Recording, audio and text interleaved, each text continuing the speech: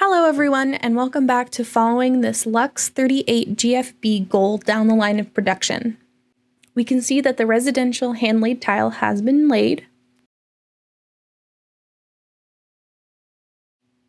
And just where those pipes are, we can see where the kitchen sink and island is going to be.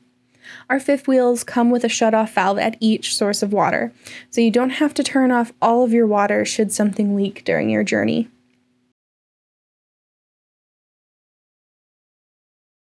Here we have some residential ducting, which have their own individual heat runs. Now at this station, the interior walls will be placed. And in the next station, our super composite vacuum bonded 3-inch thick wall will be installed.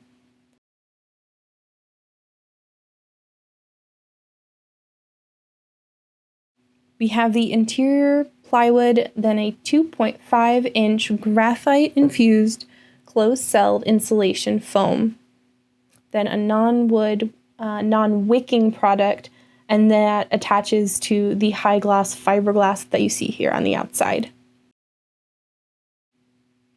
Thank you for following along with this Luxe 38GFB, and we'll see you next time.